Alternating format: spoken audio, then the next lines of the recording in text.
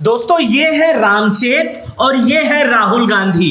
रामचेत ने राहुल गांधी को गिफ्ट भेजा है और राहुल गांधी ने भी रामचेत को गिफ्ट भेजा है। ये क्या गिफ्ट भेजा है ये मैं आपको थोड़ी देर में बता दूंगा, लेकिन इससे पहले क्या हुआ था ये आपको बता देता हूं। लेकिन पहले आपको रामचेत के बारे में बताता हूं। रामचेत को अब तक आप जान गए होंगे, जो लोग नहीं जान रहे हैं उनको मैं बता दूं।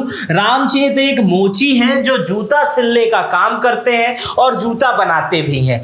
अचानक राहुल गांधी रामचेत की दुकान पर पहुंच जाते हैं और वहां पर उनसे जो चप्पल वो फटी हुई सिल रहे थे उसे लेकर सिलने लगते हैं। जब ये वीडियो सोशल मीडिया पर आता है तो पूरे दुनिया में, देश में वायरल हो जाता है। लोग इस पर सवाल खड़े करते हैं, कुछ लोग नेगेटिव बातें करते हैं तो कुछ लोग पॉजिटिव बातें करते हैं। लेकिन उसके अगले ही दिन राहुल गांधी अपना बड़ा दिल दिखाते हैं और रामचेत की मुश्किलों को समझते हैं कि रामचेत एक सुई की मदद से जूता और चप्पल सिल रहे थे तो उन्हें एक महंगे सिलाई मशीन की जरूरत है। तो राहुल गांधी दिल्ली से एक महंगा सिलाई मशीन रामचेत को गिफ्ट कर देते हैं। उसके बाद से रामचेत की खुशी का ठिकाना नहीं रहता है। पूरे गांव वाले राहुल गांधी की जय जय करने लगते हैं। उसके बाद से रामचेत कहते हैं कि हमें बहुत खुशी हुई कि हमें इतना बड़ा गिफ्ट तत्काल मिल गया। रामचेत आगे कहते हैं कि राहुल गांधी जैसे बड़े आदमी अचानक हमारे दुकान पर आ जाते हैं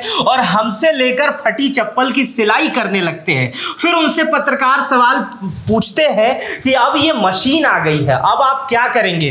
तो रामचेत कहते हैं कि जो काम हम सुबह से दोपहर तक एकदम मेहनत करके एक जोड़ी जूता बना पाते थे, इस मशीन की वजह से हम कम से कम 10 से 12 जोड़ी जूते बना लेंगे। और अब इस मशीन से हम जूते के अलावा पर्स, स्कूल के बैग और चप्पल भी बना सकेंगे।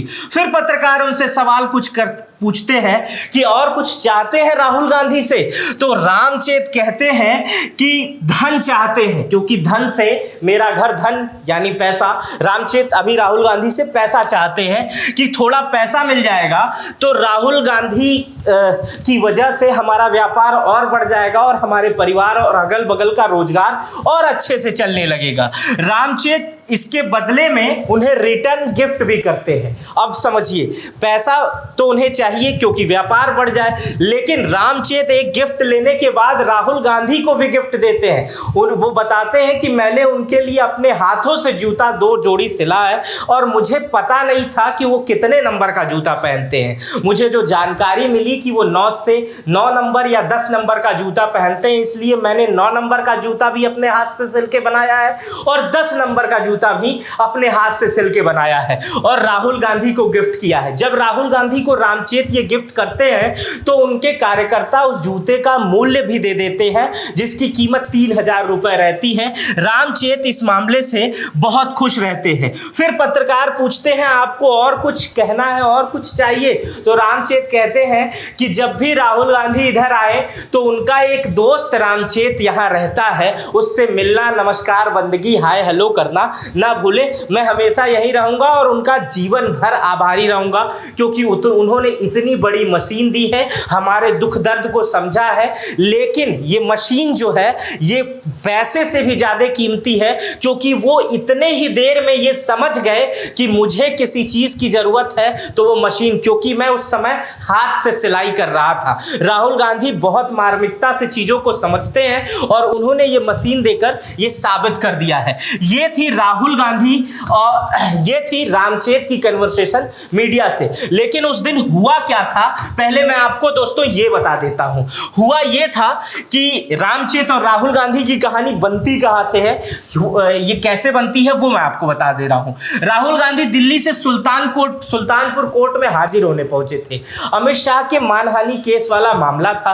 राहुल गांधी वहां तमाम कार्यकर्ताओं से मिल रहे थे, कोर्ट में गए थे, वो भीड़ थी काफी। वहां से जब वो वापस निकले सुनवाई के बाद तो अयोध्या प्रयागराज हाईवे के रास्ते में कोएभार थाना क्षेत्र पड़ता है, वहां विधायक नगर चौराहा पड़ा और वहां रास्ते में एक मोची अकेले जूता सिल रहा था। उसे राहुल गांधी देखे पूरा काफिला रुकवा दिए। अब राहुल गांधी की काफिले में भारी संख्या में पुलिस, सुरक्षा के जवान, कार्यकर्ता, नेता, ये तमाम लोग रहते हैं।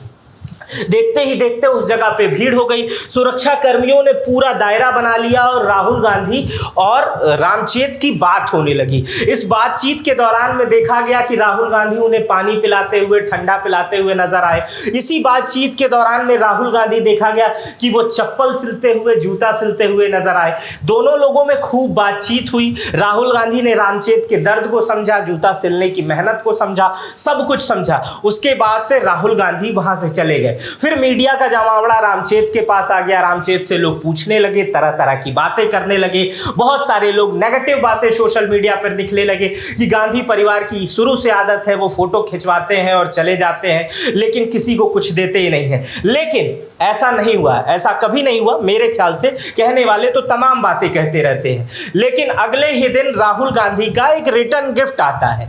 गिफ्ट ये आता है कि रामचेत को एक बड़ी सी मशीन दी जाती है, उनके कार्यकर्ता लाके देते हैं, जिसमें जूता सिलने, बड़े बड़े जूता सिलने संबंधित, बैग संबंधित तमाम ऑप्शन उपलब्ध रहते हैं। रामचेत इसको देख के फूले नहीं समाते हैं और खुश हो जाते हैं। उसके बाद से रामचेत भी आराम से नहीं बैठते हैं, राहुल गांधी को वो भी एक रिटर्न गिफ्ट देते हैं, और गिफ्ट में रहता है 2 जोड़ी जूता।